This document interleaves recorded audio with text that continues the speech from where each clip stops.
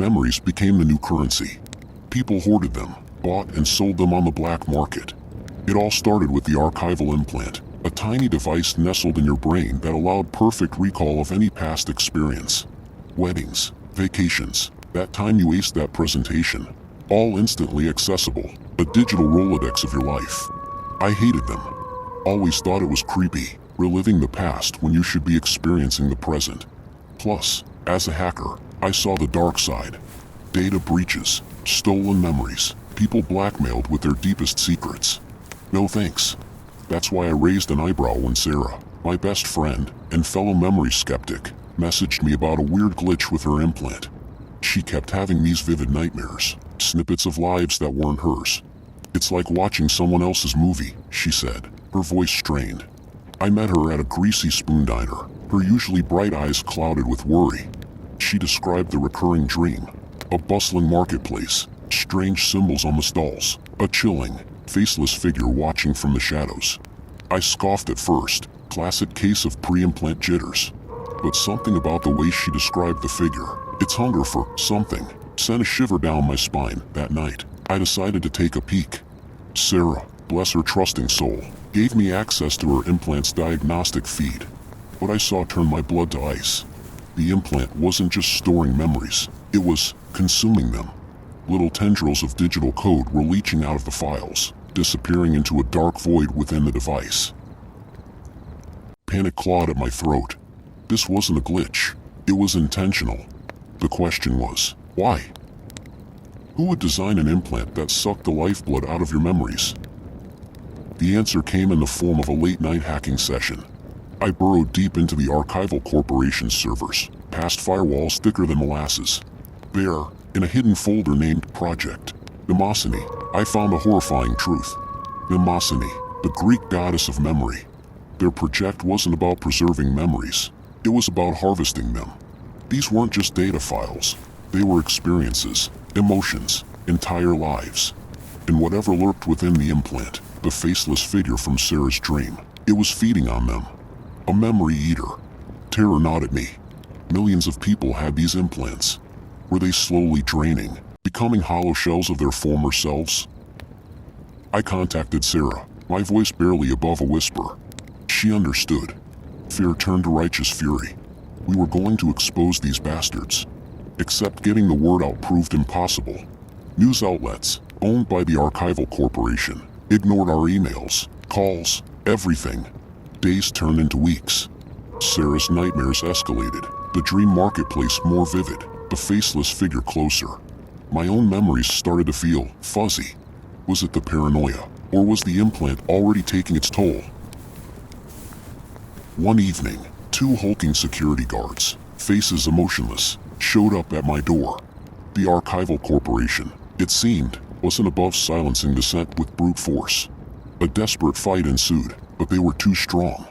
As they dragged me out, I screamed a warning to Sarah, a promise to expose them. They took me to a sterile, white facility, a stark contrast to the dingy diner booths where I spent most of my time. There, a team of scientists examined me, their faces a chilling mix of curiosity and clinical detachment. The lead scientist, a man with cold, reptilian eyes, explained their work. They were close, he said, to unlocking the full potential of the memory eater. A collective human experience, the universal consciousness. I spat in his face. What kind of twisted paradise was that, built on stolen memories and hollowed-out minds? They ignored my outburst, prepping me for surgery. My implant needed upgrading. No, it needed to be destroyed. Just then, the lights flickered and died. Chaos erupted. Sarah, her face bloodied but determined, stood in the doorway, a stolen taser in her hand. She had rallied a small army. Hackers, activists, people with missing memories, all victims of the corporation. The fight was brutal, but fueled by a righteous fury. I end the ensuing chaos. I grabbed a scalpel from a nearby tray and ripped out my implant. The pain was white-hot, a searing agony, but it felt liberating. My head swam, memories swirling in a disorienting vortex. But they were mine. Fragile, yes, but mine. The fight was won, but the war was far from over. News of the Archival Corporation's secret project spread like wildfire on the internet, fueled by Sarah's courage and the stories of countless victims. The authorities, pressured by public outrage, launched an investigation. The corporation scrambled, trying to contain the damage, but the tide had turned. The following weeks were a blur. Sarah and I, along with our ragtag team, became a thorn in the corporation's side. We leaked documents, exposed their unethical practices, helped people remove their implants, a risky procedure, but one many were willing to undergo. The Memory Eater project was shut down, but the damage was done. Millions of people were left with fragmented memories, a constant reminder of the stolen experiences.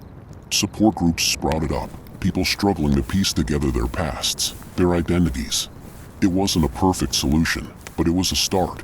As for me, the world felt a little off-kilter, some memories permanently lost. But I was learning to live with the gaps, to build new experiences. I started writing, documenting the whole ordeal, a chronicle of stolen memories and the fight to reclaim them. One day, while working on a particularly frustrating chapter, I received a call from an unfamiliar number. A woman's voice, laced with urgency, asked if I was the one who exposed the Memory Eater. She identified herself as Dr. Anya Petrova, a former scientist with the Archival Corporation. "They haven't given up," she whispered, her voice trembling.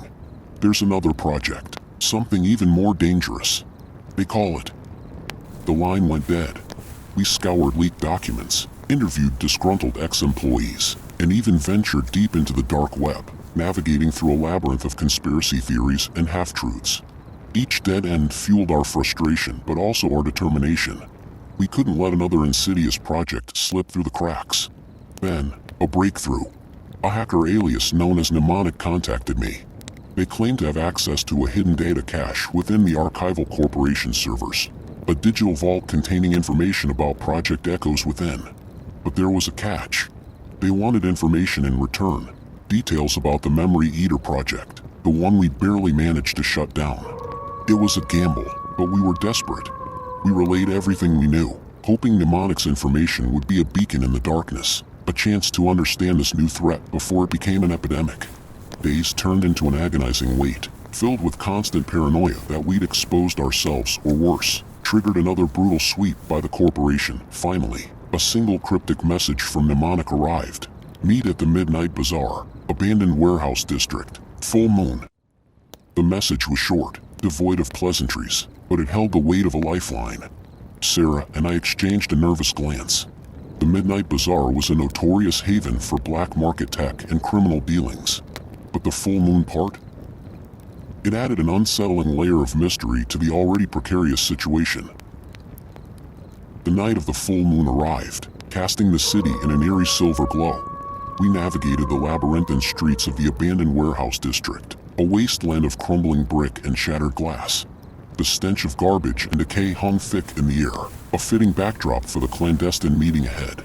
We found the Midnight Bazaar nestled within a crumbling industrial complex, a hive of activity buzzing with the chaotic energy of the black market. A cacophony of shouts, flashing lights, and the hum of illegal tech gadgets filled the air. Following Mnemonic's instructions, we navigated the throng of shadowy figures, each one a potential threat or a potential ally. We weaved through stalls hawking pirated software, hacked prosthetics, and even whispers of black market organs. Finally, we reached a dimly lit corner booth, its flickering neon sign depicting a stylized brain radiating scrambled signals. Behind the counter sat a cloaked figure, their face obscured by the hood. A single word, "Speak," rasped from beneath the hood, distorted by the acoustics of the crowded bazaar. We explained our mission, our desperation for information about Project Echoes within. The figure remained silent for a moment, their body shrouded in an almost palpable tension. Then, they spoke in a voice distorted by a voice modulator, its mechanical rasp sending shivers down my spine. "Project Echoes within seeks not to steal memories," they said, "but to amplify them." A wave of confusion washed over me. Amplify memories? How? Why? Before I could ask the question clawing at my throat, the figure continued. "They believe fragmented memories, those gaps left by the Memory Eater, hold untapped potential. They're attempting to reconstruct them." Reconstruction? Wouldn't that mean accessing the memory eater itself? My heart began to pound against my ribs like a frantic bird trapped in a cage. This wasn't a new project. It was a continuation of the nightmare we thought we'd ended. They were meddling with a force so potent, so utterly destructive, that it defied comprehension. The figure leaned forward, their voice dropping to a conspiratorial whisper. They're close. Their final test is tonight. Follow me. Before we could protest, the figure slipped through the crowd like a phantom, leaving us to make a choice. Hesitation gnawed at us, the weight of the unknown pressing down. But the potential for disaster was too great to ignore. We couldn't just stand there, not while the echoes of lost memories threatened to consume entire lives. Taking a deep breath, I pried open the rusted access panel, revealing a rickety ladder leading down into the darkness. Descent into the unknown,